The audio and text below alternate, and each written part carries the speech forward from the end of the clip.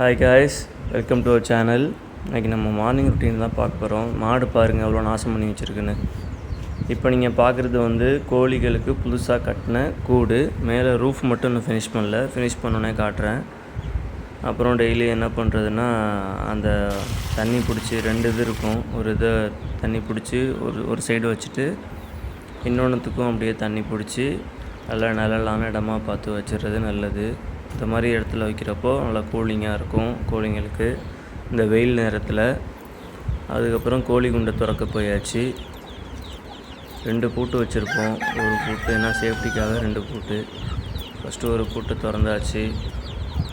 திறக்கிறதுக்குள்ளேயும் கோழிங்க படுத்துகிற பாடு, அப்படியே கதவை உடச்சிட்டு வந்துடலாம் போல நிற்கும் கோழிங்கெல்லாம். எல்லாருமே இதை ஃபேஸ் பண்ணியிருப்போம். அதுக்கப்புறம் கதவை திறந்தோடனே எல்லாம் அப்படியே விட்டா போதுண்டா சாமி அப்படிங்கிற மாதிரி எல்லோரும் வெளியில் வந்து குதிப்பாங்க. ஒன்று ஒன்றா குதித்து எல்லோரும் அவங்கவுங்க வேலையை பார்க்குறதுக்கு போவாங்க. வேற எங்கே போவாங்க? தீனி ட்ரேக்கு தான் போவாங்க.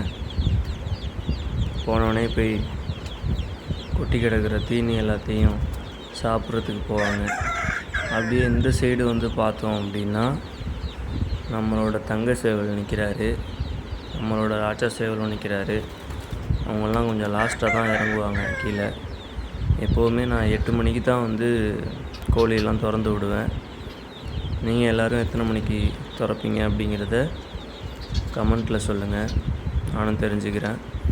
எப்போவுமே நான் ட்ரேயில் தான் வைப்பேன். ஏன்னா இங்கே மழை பெய்ஞ்சிச்சு அப்படின்னா மண்ணில் புதஞ்சிரும். இந்த மாதிரி ட்ரேயில் வைக்கிறப்போ என்ன ஆகும் அப்படின்னா நமக்கு ஃபுட்டு அவ்வளோவா வேஸ்ட் ஆகாது. இந்த மாடு தான் நைட்டு அட்டகாசம் பண்ணுது. இந்த ஒரு கப்பில் நெல் எடுத்துகிட்டு எப்போயுமே மார்னிங் ஃபீட் நான் நெல் தான் வைப்பேன். நெல் தான் கோழிக்கு அந்த கொழுப்பையெல்லாம் தேங்க விடாமல் முட்டைக்கும் சீக்கிரம் வரும் கோழிங்க. இந்த மாதிரி 3 ட்ரே இருக்கும். 3 ட்ரேயில் நம்ம நெல்லை கொட்டி வச்சிட்டோன்னா கோழிங்க தேவைப்படுறப்ப சாப்பிட்டுக்கும். இந்த பைப்பை எதுக்கு தெரிவி விட்றேன் அப்படின்னா, இது நம்ம வாத்துங்களுக்கான டப்பு. நான் ஆல்ரெடி சொல்லியிருப்பேன், வாத்துக்கு ஒரு சின்ன டப்பில் தண்ணி இருந்தாலே போதும் அப்படின்னு. இதுதான் அந்த டப்பு. இதை மட்டும் நான் அடிக்கடி ஒரு 4 days ஒன்ஸு க்ளீன் பண்ணிவிட்டு வாட்டர் ஃபில் பண்ணி வச்சுருவேன். இதுதான் நம்ம வாத்துங்க வீடு. திறந்துவிட்டோன்னே எவ்வளோ வேகமாக வருவாங்க பாருங்கள் 2 பேரும். வாத்துங்க கோழிங்களை நம்ம கோழி வளர்க்குற மாதிரிலாம் கிடையாது. அதுங்க இருக்கிற இடம் கூட தெரியாது. அந்தளவுக்கு ஒரு சாதுவான பெட்டு. சவுண்டும் போடாது, மற்ற வாத்துங்க மாதிரிலாம் கத்தாது. இப்போ இந்த ஃபீமேல் முட்டை வைக்கிறதுக்கு ரெடி ஆகிடுச்சு. அதனால் மட்டும்தான் மேல் மேல்கிட்டே அது போகும். இல்லைன்னா போகவே போகாது. நம்ம கோழிங்க மேட் பண்ணுற மாதிரிலாம் அவ்வளோ சீக்கிரமாக முடிஞ்சிடாது மேட்டிங் ப்ராசஸ் மணிலா வாத்துங்களோடது. அதுங்க பொறுமையாக தான் ரொம்ப நேரம் எடுத்துக்கும். அதுக்கப்புறம் பார்த்திங்கன்னா அந்த தண்ணி வச்ச இடத்துக்கு அவர் போகிறாரு, ஆண் வாத்து போகிறாரு. இவங்களும் கூடவே போவாங்க. போயிட்டு பார்த்திங்கன்னா அந்த தண்ணியில் குடிச்சிட்டு ரிட்டன் வருவாங்க. அப்படியே தீனிக்கும் சாப்பிட வருவாங்க. அடுத்து நம்ம சிக்ஸுக்கு தான் தண்ணி வைக்க போகிறோம்.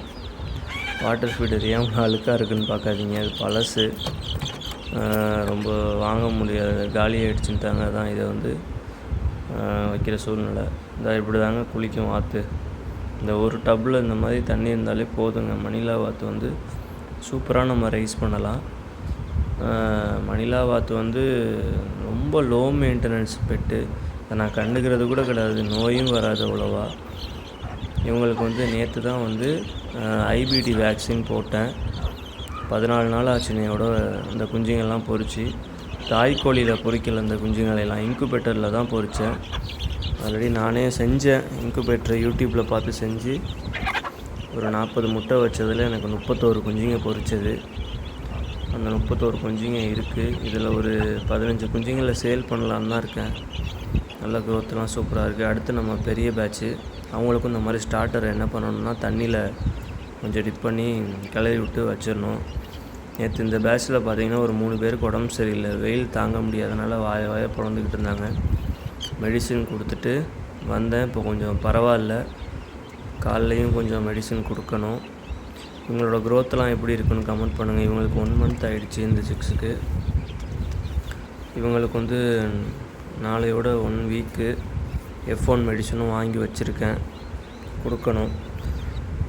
அப்படியே இவங்களும் வந்தாங்களா, 7 பேரும் கூட்டமாக நல்லா இருந்துச்சுன்னு எடுத்தேன்.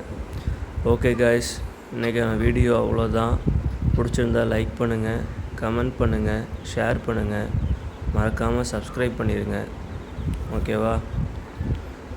தேங்க்யூ ஃபார் வாட்சிங்.